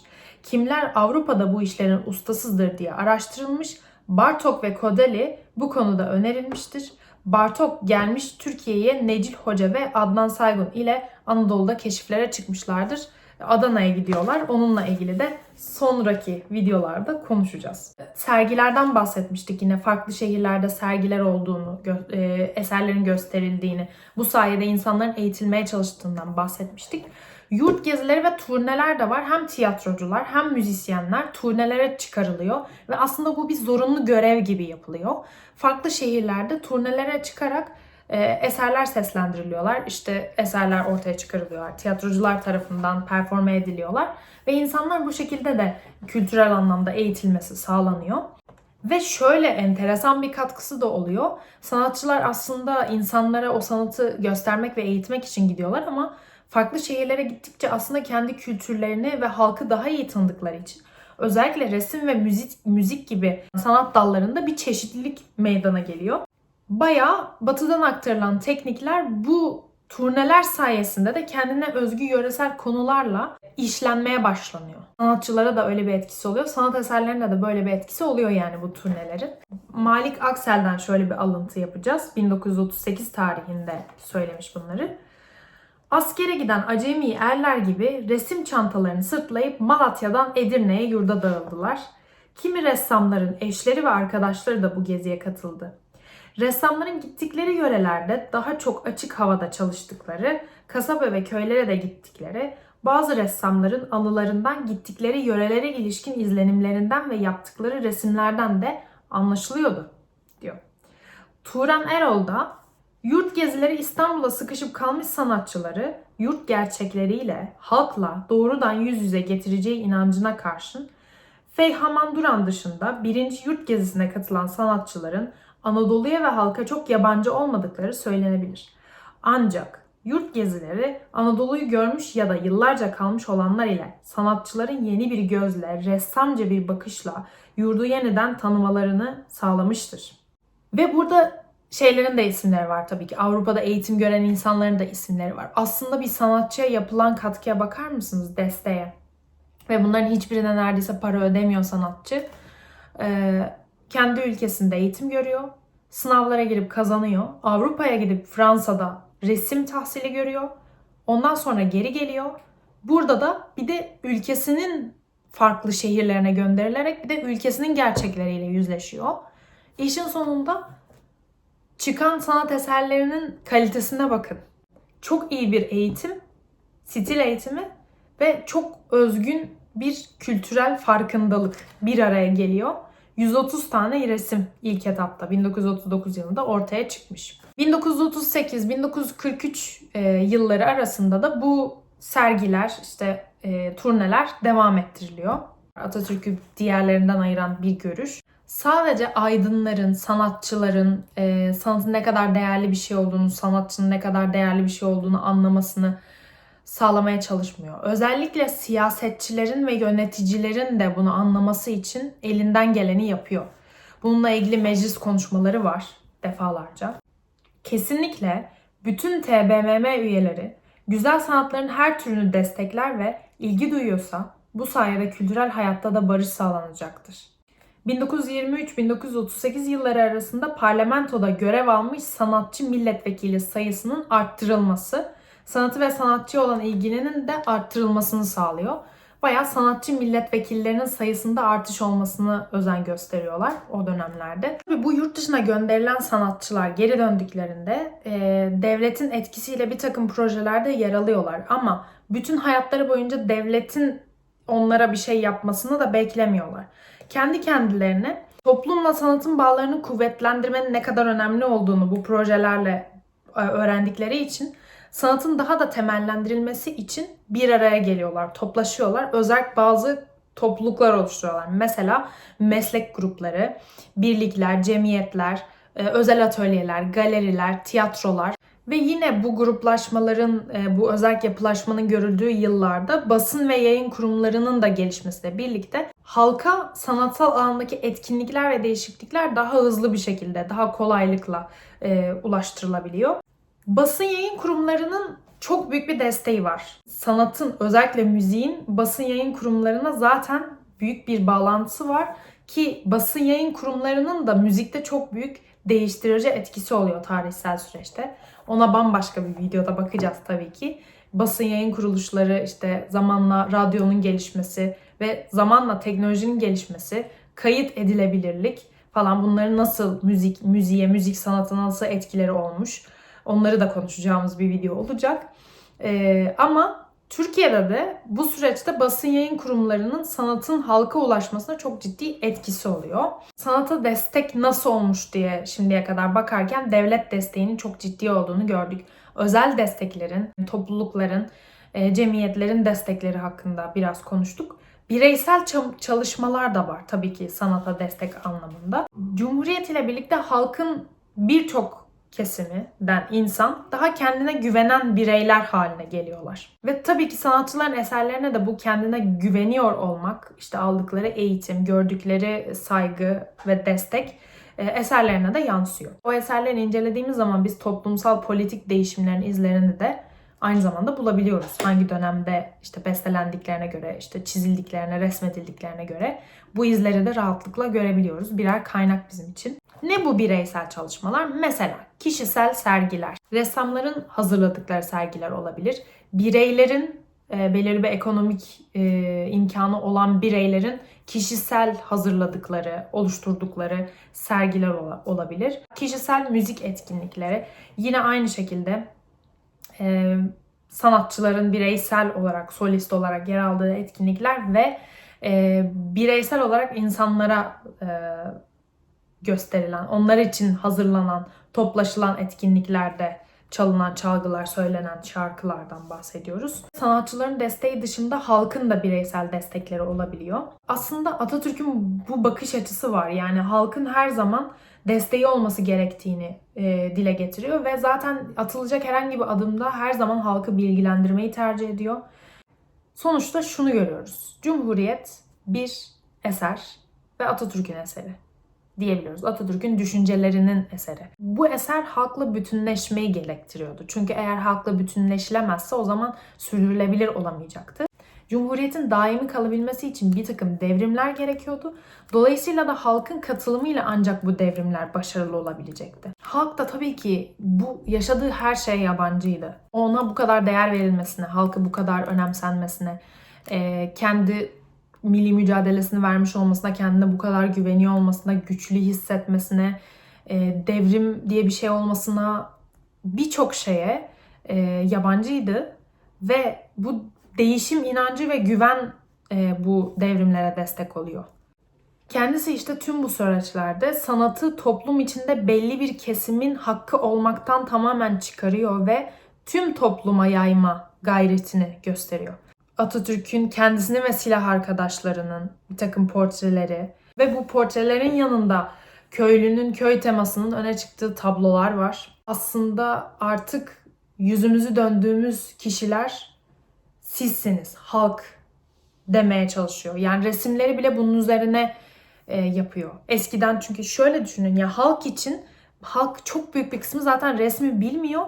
Bilmemek bir kenara, bilen haberi olanlar varsa da resmin ya bir portre, işte bir padişahın resmi veya işte çok güzel bir doğanın resmi belki olabilir. Genellikle önemli kişilerin resmi şeklinde bildikleri için o portrenin onlara dönüşmesi, onlardan bahsediyor olması onlar için büyük bir heyecan aslında ve ne kadar değerli olduklarını hissediyorlar.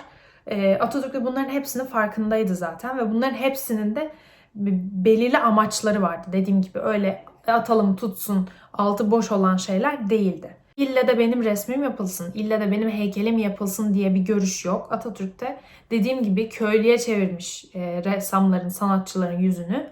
Ama kendisi de bu sanat eserlerinin içerisinde almaktan gocunmamış. Yani ben her zaman kendisine şunu görüyorum. Hiçbir şeyin fazlası yok. Hiçbir şeyin fazlası yok yani. Hani ben sonuçta buralara kadar ben getirdim. Her şey benden bahsetmeli gibi bir görüş yok. Ama aman canım o kadar da ego yapmayalım yani. Şimdi ben kendimi yaptırırsam bu da yanlış anlaşılır gibi bir düşünce de yok. Sağlıklı bir düşünceyle diyor ki asıl amacımız bizim milli mücadeleyi ve halkı resmetmektir. Ama eğer sanatçıyı destekleyecekse ben de o portrede yer alırım. İşte o konserde yer alırım. Sanatçıyı teşvik ederim. Ve zaten tarihsel anlamda, kayıt anlamında, kültürel anlamda da bunların yapılmasının gerekli olduğunu da farkındaymış. Hiç de aşırıya kaçılmamış hiçbir alanda. Ve halkın ilgisi de büyük. Yani hiç öyle düşündüğünüz gibi tamam bu atılımlar yapılıyor, bu devrimler yapılıyor ama halk da hiç bunu karşılıksız bırakmıyor. O sergilere, konferanslara, kongrelere inanılmaz büyük bir ilgiyle yaklaşıyor halkta. Halk evi faaliyetlerine de aynı şekilde mesela 1933 yılında halk evi faaliyetlerine 18 bin kişi aktif olarak katılmış. Verilen konferansları ise 227.292 kişi izlediği iddia ediliyor burada. 1937 yılına gelindiğinde ise halk evlerine çeşitli sebeplerden uğrayanların sayısı 6 milyon kişiye ulaşmıştır. Şimdi bize bugünün tarihinde bu sayılar çok bir şey ifade etmiyor. Fazla gelmiyor olabilir. Ama 1937 yılında 6 milyon kişi hiç az buz bir sayı değil. Bu bölümü kitapta şu şekilde bitiriyorlar. Atatürk düşünsel gelişimi, yaşadığı ve yetiştiği ortamın anlayışlarını aşmış, uygar, çağdaş atılımlar yaparken de elde ettiği başarıyı halkıyla paylaşmış ve halktan sürekli destek almıştır. Aslında bu bütün bu sanat politikalarını ve her türlü politikayı özetleyen o cümle. Evet, sizi bu sefer fazla tuttum ama bunları uzun uzun konuşmamız gerekiyordu. Hatta benim daha fazla konuşmak istediğim şeyler vardı ama daha fazla uzun tutmayacağım. Bu bile çok uzun oldu tahmin ettiğimden. Bu kitapla vedalaşıyoruz bu videoyla. Siz vedalaşmak istemezseniz bu kitabı edinebilirsiniz. Yine aynı şekilde bu kitabı da edinebilirsiniz. Bu kitaplarla, bu videoyla vedalaşıyoruz ve önümüzdeki videoya Ahmet Adnan Saygun'la devam ediyoruz.